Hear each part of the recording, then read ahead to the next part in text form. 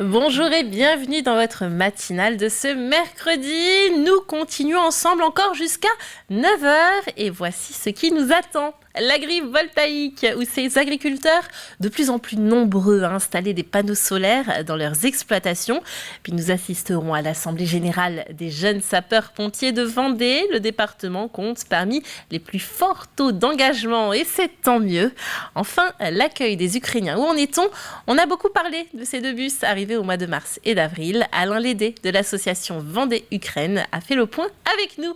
Mais avant, on jette un œil sur la météo de ce mercredi. Et ça y est, le front pluvieux s'éloigne enfin. Alors d'abord, un petit peu timide, les éclaircies vont prendre plus de vigueur tout au long de la journée.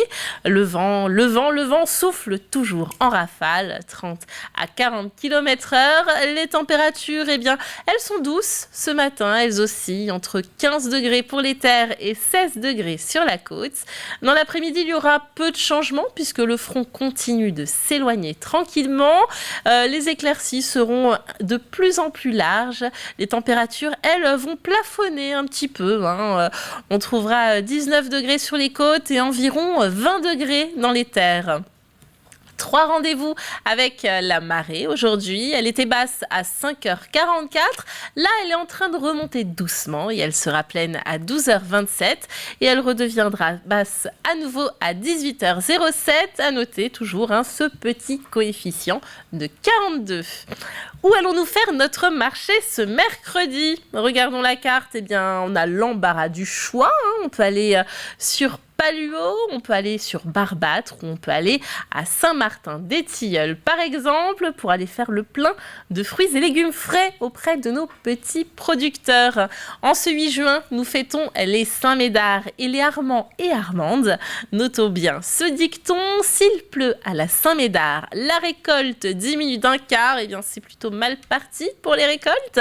Mais on dit aussi s'il pleut le jour de Saint-Médard, il pleut 40 jours plus tard et ça c'est plutôt bon signe vu que notre terre a besoin d'eau. Maintenant qu'on a fait le tour des dictons autour de Médard et de la pluie, il est temps de passer au journal.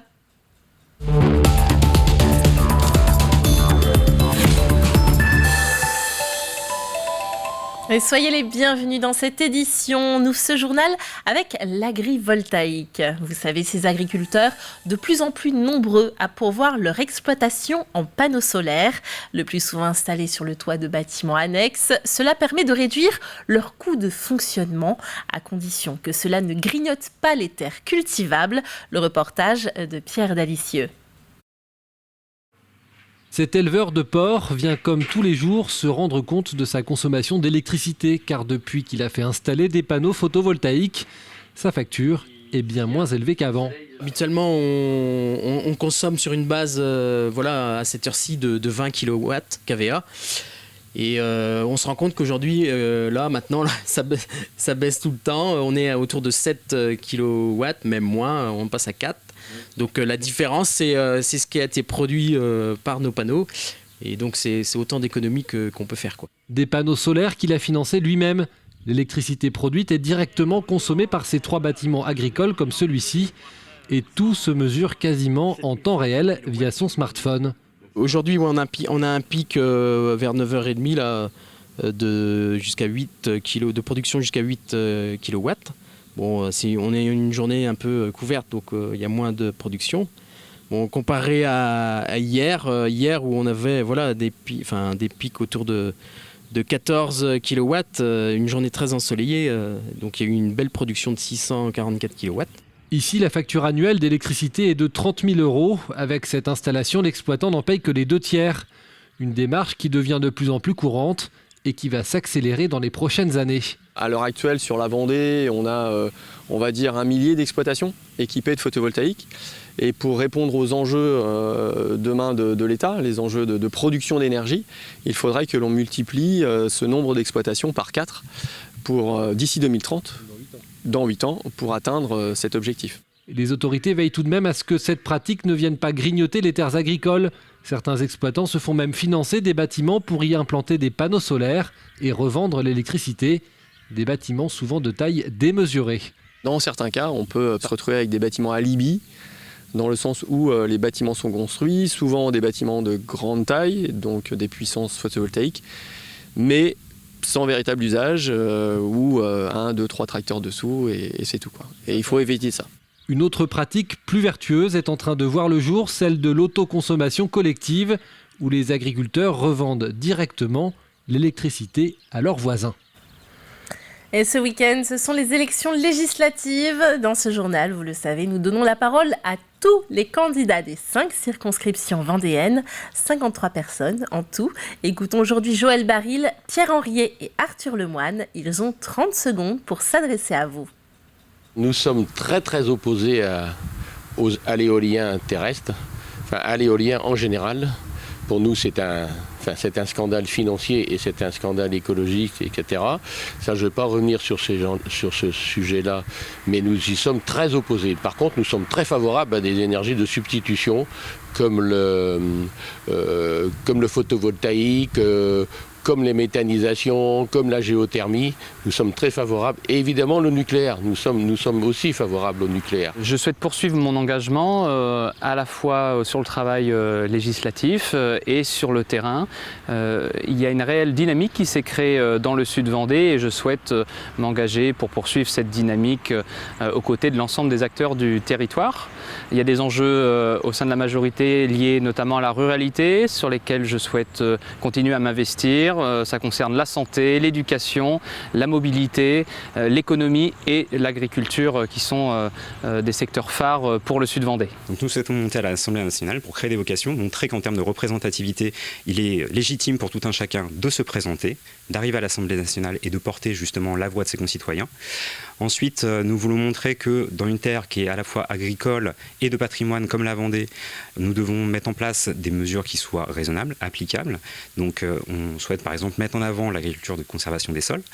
Et ensuite, on a un gros thème sur tout ce qui est logement, particulièrement important dans notre circonscription, où c'est une zone très touristique. Attention, la préfecture signale une pollution survenue sur Lyon. Un incident d'exploitation dans la nuit du 6 au 7 juin à la station d'épuration de Moulin-Grimaud de La Roche-sur-Yon. Un volume d'eau usée s'est déversé dans la rivière de Lyon, entraînant une mortalité piscicole observée sur 2 km en aval de la station. Celle-ci a arrêté le déversement et a repris son activité. Cette pollution n'a pas d'impact sur la ressource en eau potable. Le préfet recommande de respecter les interdictions de baignade, de différer la pratique de la pêche, les activités nautiques et d'éviter l'abreuvement des animaux domestiques et d'élevage dans la rivière. Des analyses et des prélèvements sont en cours de réalisation. Les résultats seront bien évidemment communiqués.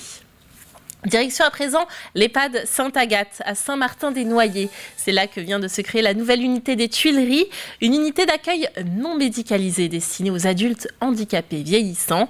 Chacun est en autonomie tout en partageant les activités avec le reste des résidents de l'EHPAD. Le reportage d'Alix Lanos. Luciana arrive au petit déjeuner un peu après les autres. Bonjour Luciana. Bonjour. Ça va? Bonsoir. Vous avez bien dormi? Dans l'unité des Tuileries, il n'y a pas d'horaire. Les 9 résidents vivent à leur rythme. Chacun a sa chambre et ils partagent cette grande pièce de vie. Qui est-ce qui veut bien ranger le petit déjeuner? C'est moi. Allez, merci Patrick.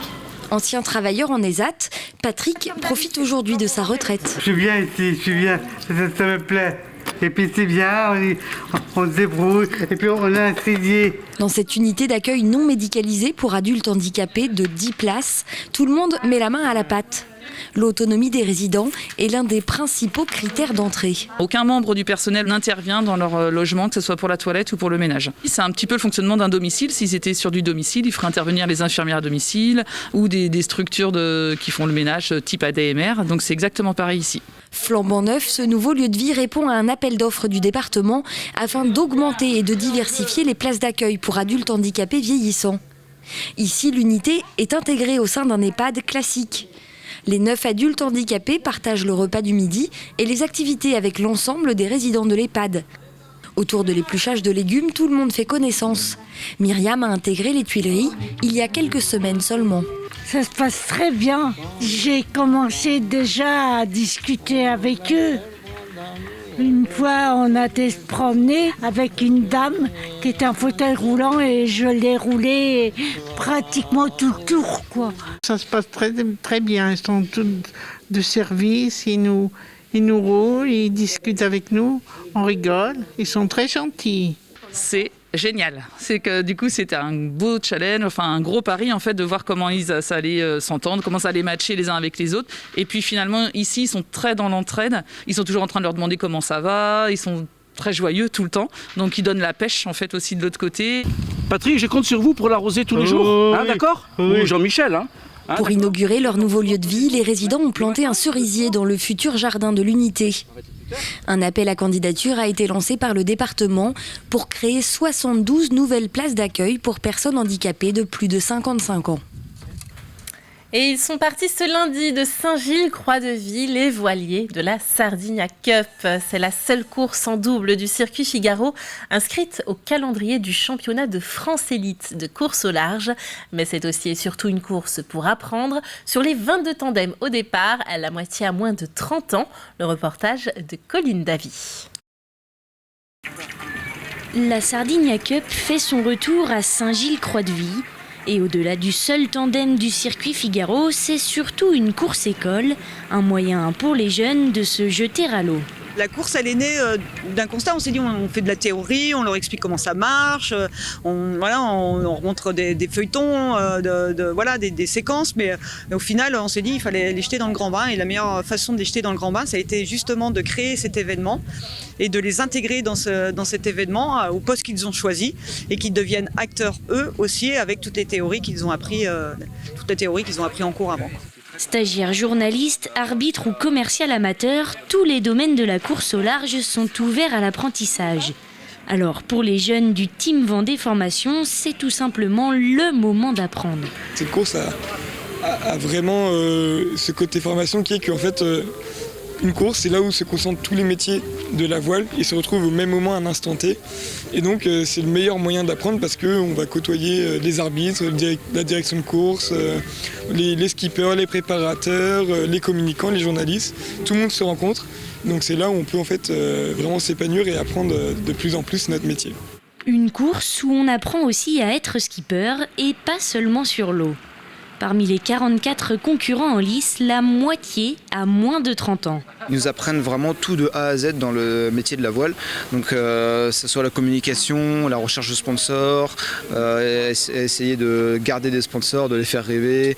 Vraiment, c'est très complémentaire. On apprend vraiment tout et en plus aussi la performance sur l'eau, la condition physique. Ça fait une bonne palette. C'est super intéressant. Une palette de connaissances et une mise en pratique immédiate avec la Sardinia Cup. C'est, semble-t-il, le secret de cette formation. Les skippers sont partis ce lundi direction Figueira da Foz au Portugal pour un retour sur la côte vendéenne prévu samedi 18 juin. C'est la fin de ce journal. Avant de poursuivre, on jette un coup d'œil sur la météo de Fanny Poirier. Bonjour à tous, bienvenue dans cette météo estivale. Nous allons donc vous présenter aujourd'hui le temps de cette semaine et nous sommes à Vix pour ce bulletin du mercredi 8 juin. Alors vous l'avez vu, le temps est assez changeant, on a eu pas mal de vent aujourd'hui, mais ce mercredi ça va être nuageux en matinée. Côté température, on attend 14 à 15 degrés dans les terres et de 16 à 17 degrés pour le bord de mer. Dans l'après-midi, eh bien, les éclaircies vont revenir. Côté température, on compte 19 degrés sur les îles, 20 degrés partout ailleurs et on montera jusqu'à 21 degrés sur le sud-est du département. Allez, on s'intéresse aux 3 prochains jours. Jeudi, eh bien, les brumes du matin vont laisser place au retour du soleil dans l'après-midi. Le mercure est de 14 à 22 degrés de moyenne. Vendredi, le ciel est ensoleillé avec un léger voile de nuages. Les températures vont afficher 14 degrés à nouveau le matin et jusqu'à 26 degrés l'après-midi. Ça grimpe à nouveau. Et puis samedi, eh bien là, le temps va devenir lourd. Alors le soleil est bien présent, mais les températures vont grimper jusqu'à 30 degrés au plus chaud.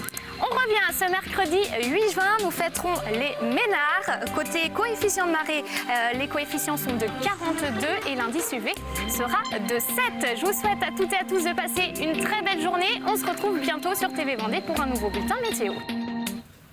Il est 8h45, l'heure de notre Plus de l'info. Et il nous amène aujourd'hui auprès des jeunes sapeurs-pompiers de Vendée qui tenaient leur assemblée générale. Dans le département, nous sommes parmi les mieux lotis en termes d'engagement. Et c'est une chance, car ces jeunes deviennent bien souvent volontaires ensuite. Aussi, le recrutement continue en permanence. Écoutons le vice-président de ces jeunes sapeurs-pompiers.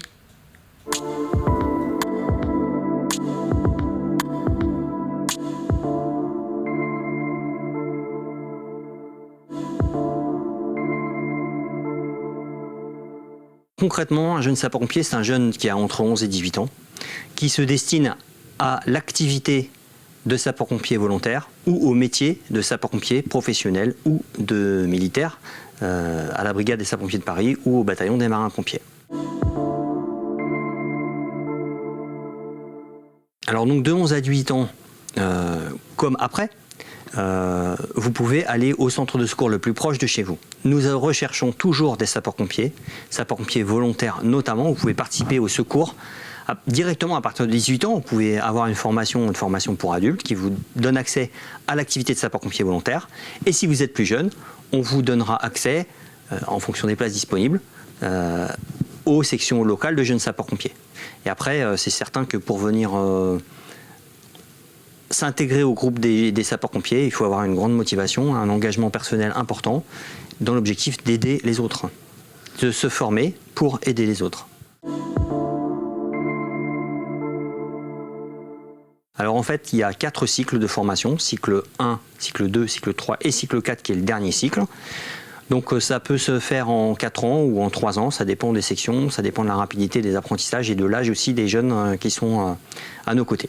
L'enseignement est sanctionné par un diplôme qui est l'équivalent du brevet de collège en termes de classement du diplôme. C'est le brevet national de jeunes sapeurs-pompiers qui donne accès à d'autres types de diplômes plus tard, notamment le diplôme de service de sécurité incendie et d'aide à la personne, mais aussi qui peut faciliter le parcours scolaire ensuite via Parcoursup. Les centres de secours ont généralement dans leurs effectifs entre 17 et 80% de leurs effectifs qui viennent des sections de jeunes sapeurs-pompiers. Donc en ce qui nous concerne, on a 22 sections locales qui alimentent les centres de secours.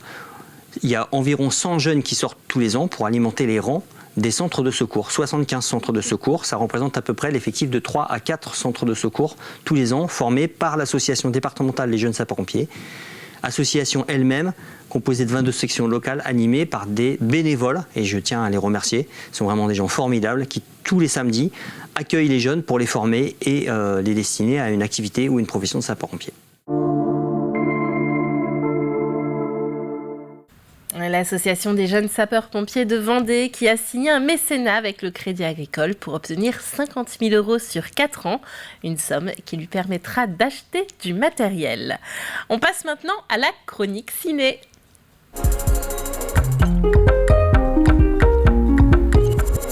Et le choix d'Olivier d'aujourd'hui, se porte sur Cœur vaillant de Mona Achache avec Camille Cotin, l'odyssée de 6 enfants juifs cachés pendant la guerre, partis trouver refuge là où personne ne pense à aller les chercher, dans le château et le parc du domaine de Chambord, au milieu des œuvres d'art cachées du Louvre. On regarde.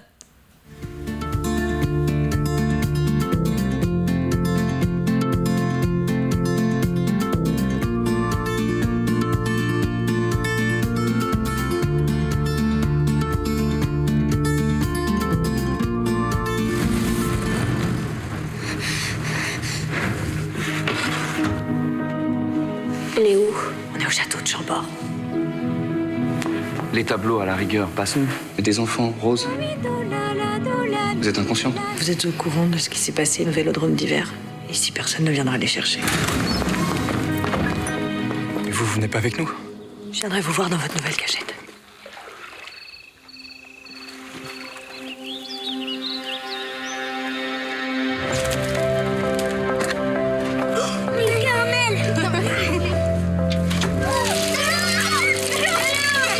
Regardez ce que j'ai trouvé. Oh, t'es amoureuse de quelqu'un? Moi? Comment? On fait comme ça.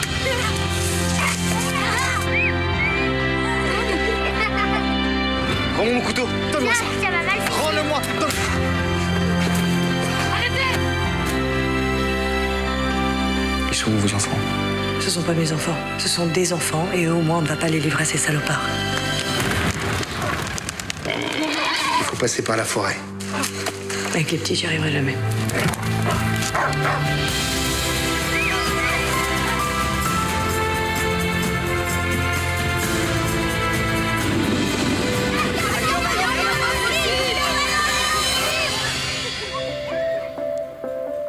Voilà, c'était Cœur Vaillant. Je ne sais pas ce que vous en pensez, mais je trouve que ça a l'air d'être un très beau film. On passe maintenant à notre extrait du jour.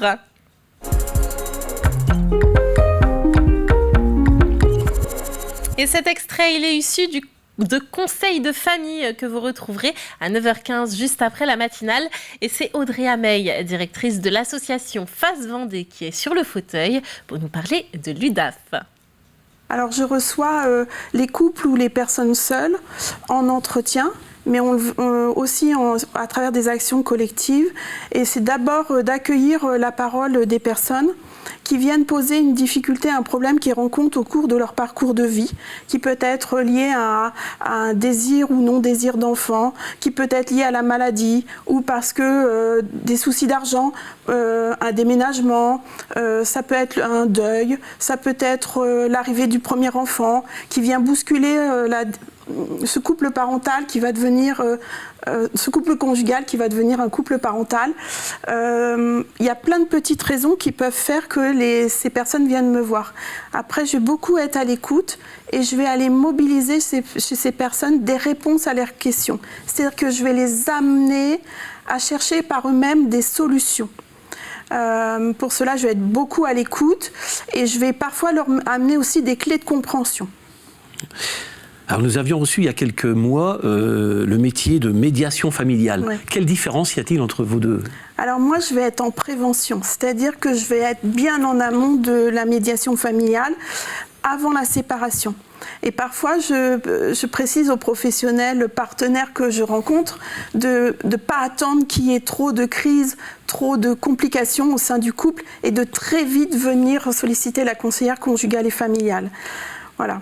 Et la médiation, donc eux, ils vont être plus sur l'aspect séparation. Et moi, je vais effectivement être bien en amont des difficultés et des problèmes. D'accord. Il est 8h52, faisons un rappel des titres. L'agrivoltaïque, où ces agriculteurs de plus en plus nombreux à installer des panneaux solaires dans leurs exploitations. De nouvelles places en EHPAD pour les adultes handicapés vieillissants, ça se passe à Saint-Martin-des-Noyers. Et puis la Sardinia Cup est partie ce lundi, une véritable course-école des métiers de la voile. Et maintenant, il est l'heure de jouer avec nous pour remporter les lots de nos partenaires.